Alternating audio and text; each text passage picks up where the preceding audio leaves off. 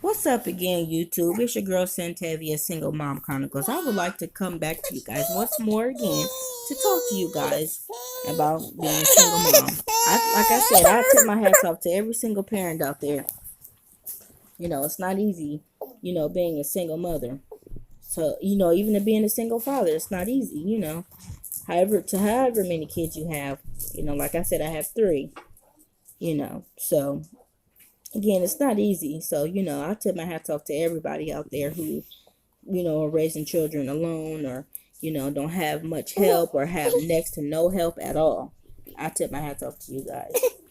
And I just want to, talk about some real situations, people can relate to, like for me, I can relate to a lot of people out there. Even my mother was a single mother, even though she married my father before we were born, before she even had us. She had divorced him at the age of where my kids are, from, 11 months old to, 6 in that range of when I was growing up. So, it's not always easy, whether, they want to be present or not, or he or she wants to be present or not. Mostly, for the women, if that father, doesn't want to be present or whatever their issue may be, stuck in their own selfish ways, or whatever their problem is, the children always, left on the mothers, or they get to go to sleep free will at night, not having to get the children ready for bed or anything like that. Not saying, if you guys decide not to be together, that they have to, you know, be there to do that. But the father, they can take the children, and do that at their house, you know, instead of having us do it all the time. Like, we don't need no break.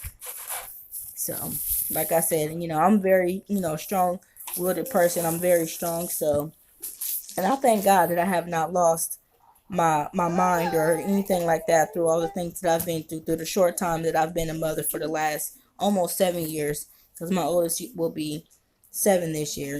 Her birthday is October 1st, so she'll be 7 this year. And like I said, I thank God that I have not lost my mind through all the things that I've been through. From being cheated on, and a fake marriage with no license.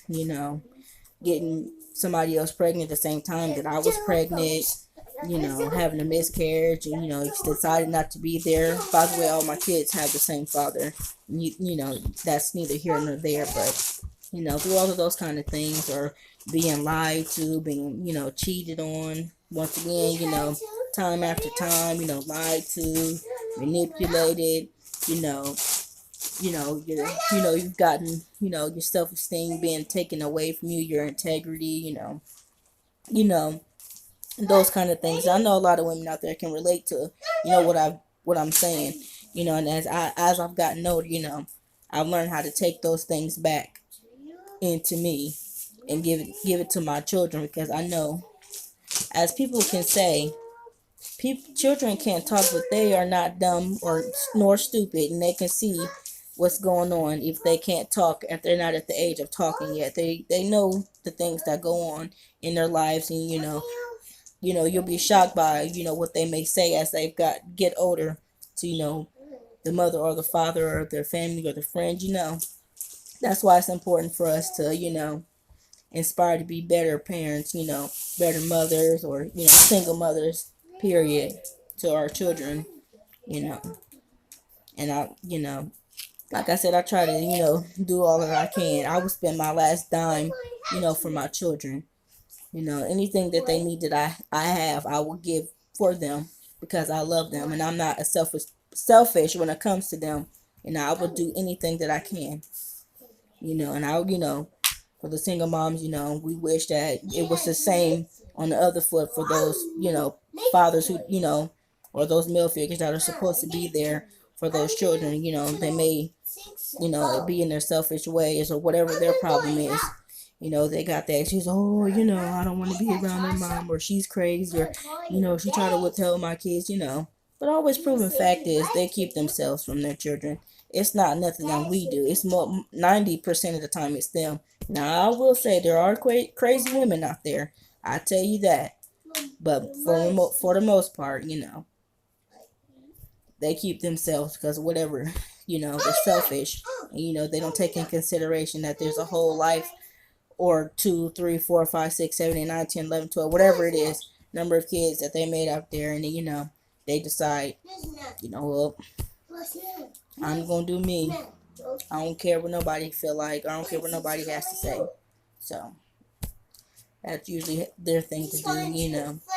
That's not the women's thing to do for their children. We're present, and it's not always pun intended or unfair for the children to grow up that way, and they don't have to go through those generational curses or generational things where they have to do the same thing we did, or any of those things. So like I said, I can tell you guys stories for days. You guys will probably be shocked or be surprised, like, wow, you went through that? Yep. And every time, as you grow older, and at those young ages, you're dumb enough to take that person back after they showed you who they were the very first time. So, and if God lays it on their heart, and God changed them for real, then there's nothing wrong with taking someone back and forgiving somebody. And that's a lot of single women's problem. We don't know how to forgive, or those kind of things. And that's even my problem. I don't always know how to forgive.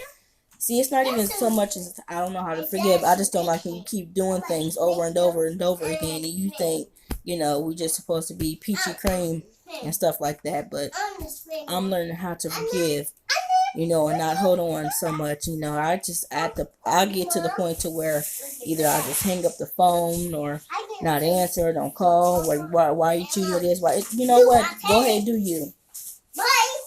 Now, women, don't be afraid to use child support if that's what is needed for them to do something for those children. Don't be afraid of what they may say or what they may do, or who cares.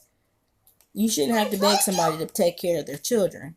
You shouldn't have to beg, oh, you need to come and get them, you need to do this, $20 here, $10 there. That's not nothing. Those children deserve more than that. Not just from the mother, but both parents. I always say, I don't care nothing about me. Just come and get be there for them. Don't worry about nothing about me. I don't care nothing about any of those kind of things. Whatever, that's fine. But you come get them. That's what you do. Spend time with them. They're good kids. That's what, and 9 out of 10 times kids always act bad or, a certain way because, they miss one or the other parent.